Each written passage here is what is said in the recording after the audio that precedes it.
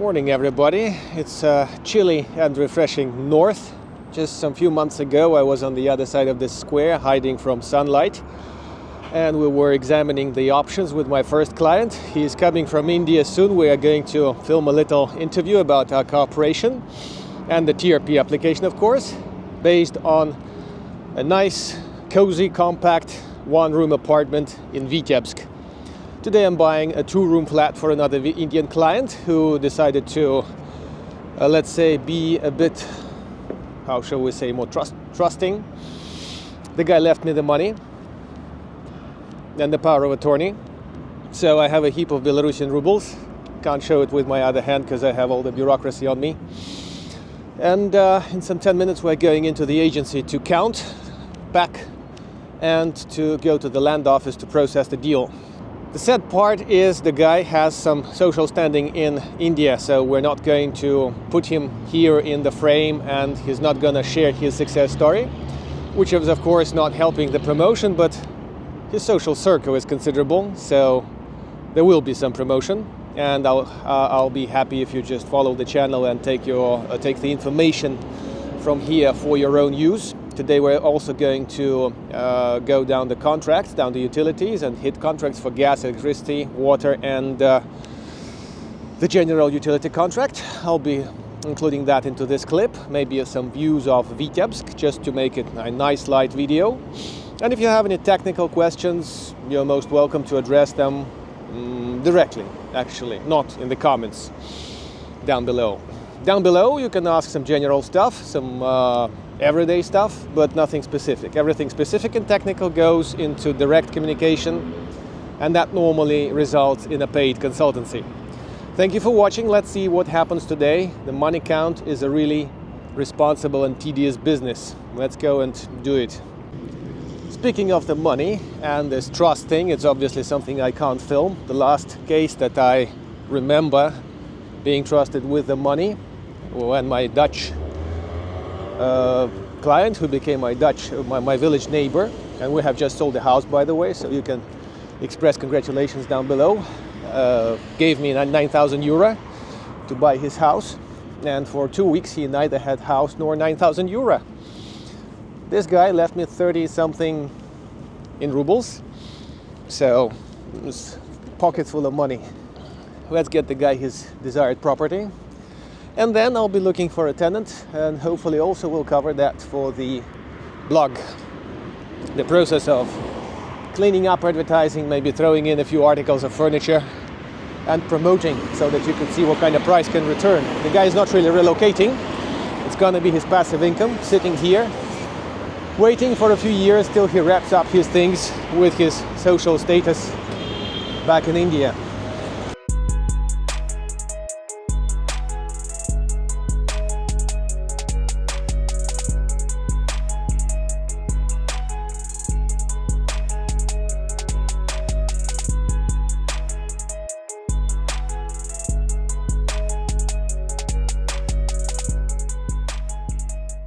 Well guys, now it's 11:30 or something.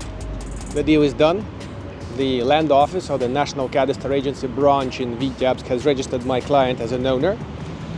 Unfortunately I cannot flash the contract because it has private details, and private details are protected by law in Belarus, but maybe the contract's second page, and then the building itself when we get the check in, because the current owner with the cash, which I carried so long, is now off for her deal, and those guys will be off for their deal. It's several deals happening today because of our purchase, and this is it. My job now is to visit Vasilki, the local branch, for breakfast, and then hit 4 utility contracts for gas, electricity, water, and then the general utilities, and then hopefully the heating season will not damage my client's wallet too badly, because foreigners don't get the subsidies for the utilities, and this makes a certain issue with the tenants, because obviously they wish to pay less. We'll see how our rent goes. We'll see what kind of tenants we'll be able to find, and how the check-in may occur in 2 weeks from now. And I'll cover that in the video too.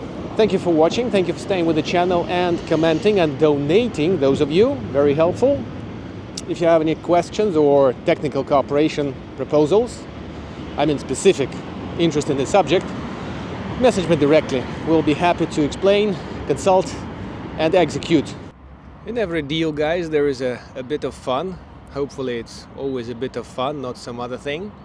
And in our deal here in Vitebsk, we had our own thing. The land office was digesting the deal, and here they are a little bit slower than in Minsk, where everything is kind of IT and client-oriented in a way. The agent of the seller, we're sitting and chatting and everything, and she says, well, since you speak English, maybe you could help us with this. Our colleague is getting a communication from some guy. The phone code started with +91. And of course I plugged into the conversation because the guy was asking if she's a realtor, if she knows things and everything. By the way, you don't get to contact realtors directly very often. You could, but very often you're just contacting agents, guys.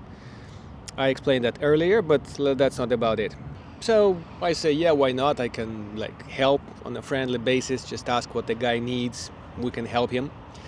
It seems a good Indian is hoping, as many of them are, to come over to Belarus to look at the options.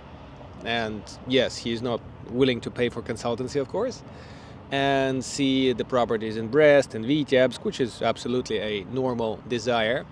The fun part is he has seen my videos, and he has seen the videos of the bad boy, and he was hesitating between the operators, but decided to go into the deal on his own to see things on the ground by himself, hoping to get a tourist visa. But in his case it may be a little bit problematic because he doesn't have any EU travel history, and this is not a no, but it's not a good idea, not a good start.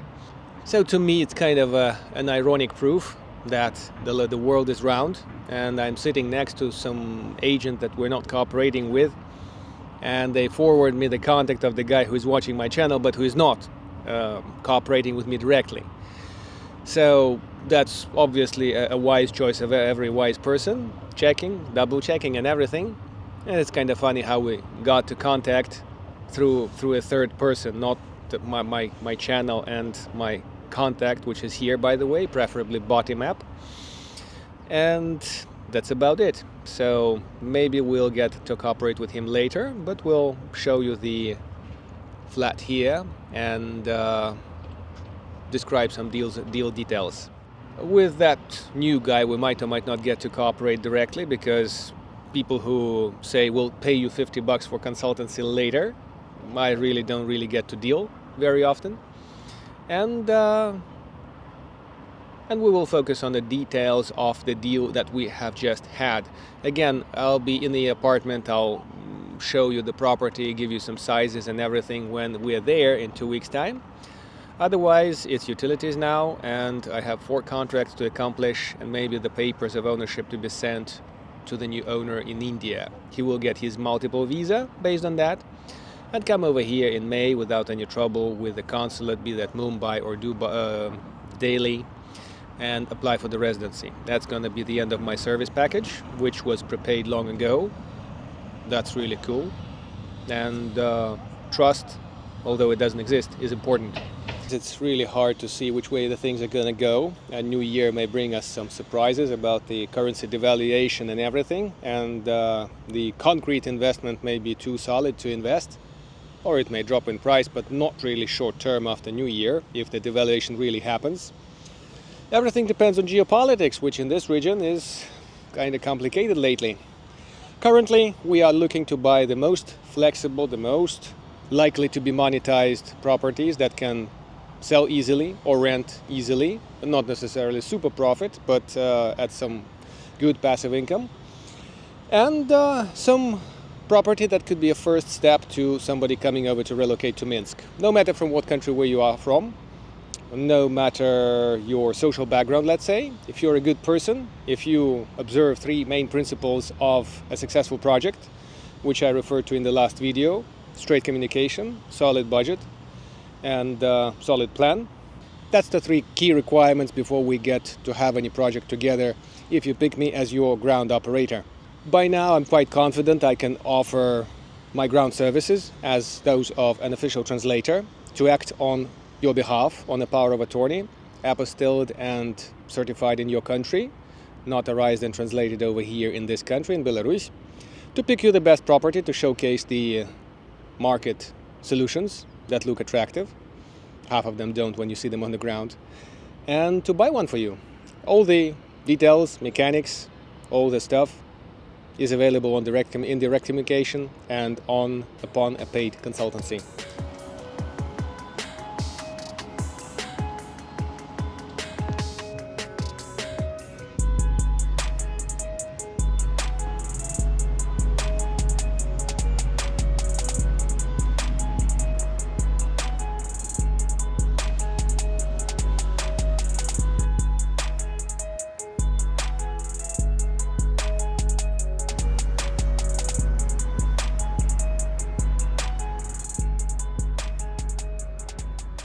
As one is battling with some bureaucracy in a new city, strange city, it's nice to have a base, and this base is for food and everything is McDonald's, which is not McDonald's anymore, so this is not an advertisement, or Vasil Key, which is very, very central. Vasil Key is more central than this place.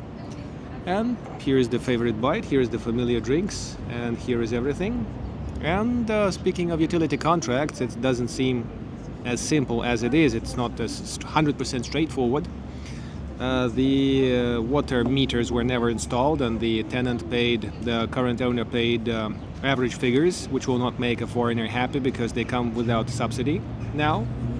And we really need to install the meters, so that puts some extra load into my package price without actually increasing against the customer. So whatever was charged and paid for is covered by the same amount of money, although I'll have to stick around here for a while, wait for the installation guys to come up, assess the place, and maybe buy a few things, fittings, whatever crap the warehouse may not have. Maybe they have everything.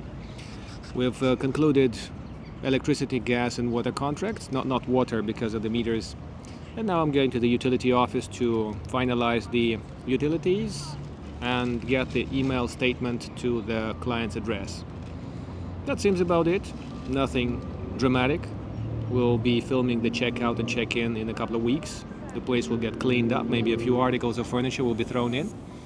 The real estate market of Vitebsk generally offers us very curious figures. The prices are up compared to September 2023. The number of offers is down by about 11% compared to September 23.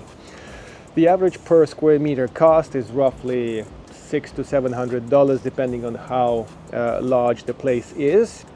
Two-room flats are the most popular ones. They were accounting for 40% of the market. And the one-room apartments follow that, accounting for 30% of the markets. As usual, the larger the place is, the more problematic it is. And major cities like Vitebsk, Mogilov, Brest actually have places like four-room apartments sold by the numbers. You can count them by the fingers on your hand. And that's just about it.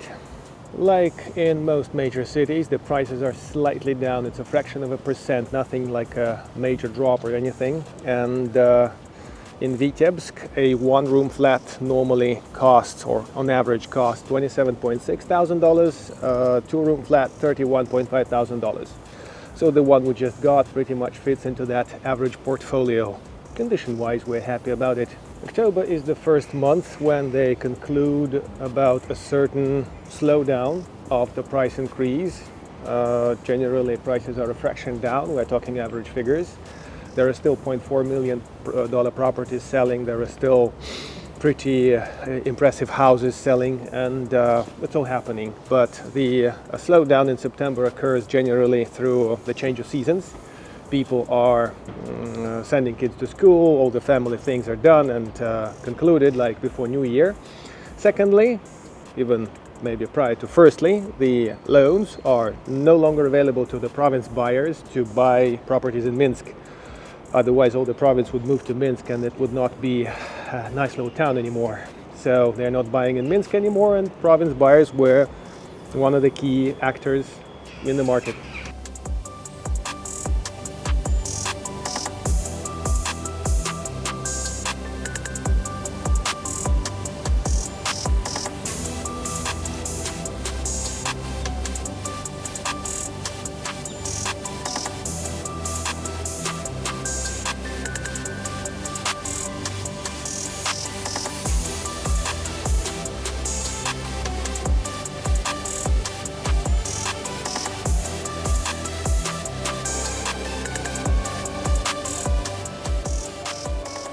Generally in the province, they're not really moving fast. Workforces are not in a rush to earn money. The bureaucrats are not in a rush to bureaucratize. And in the land office, they took their share of time to fill in the templates, which were not filled in advance, unlike here in Minsk, as we saw at my Dutch neighbor's house just now. So we waited for some 1 hour in the corridor while the lady was battling with a foreign Indian name and registration address. And it was done in about 1 hour plus. So by 11 o'clock, my client was an owner of a house, of an apartment, sorry. A curious remark here. The land office commission is normally split between buyer and seller, but I will not give any details about that for this specific case. And for your specific case, which will come in future, you should arrange this with the seller if you're a buyer. Most of my audience are buyers, I guess. And normally that's something that's lectured on and moderated by an agency, if there's an agency involved between the two of you. The other remark I wanted to inject here is, if you have someone operating on your behalf, doing the deal in the land office, there must be at least 4 papers that come out of the deal. The contract itself, the purchase contract, sale and purchase contract between the buyer and the seller, the blue certificate for the property, there's normally a second one coming out for the land lot, and the 4th paper, normally it's associated with the land and it's about the village house. It's a land rent agreement with the village council. I'm voicing this remark because in the cases with scam by bad boy, the contracts of purchase were obviously missing, because obviously those village houses purchased for $10,000 were not purchased for $10,000. So all the money crypted out in India to some anonymous wallet of the bad boy, it was gone. And over here, some couple of $1,000s were thrown on the table from the bad boy's pocket, and that was the end of the deal. So be careful who you're dealing with.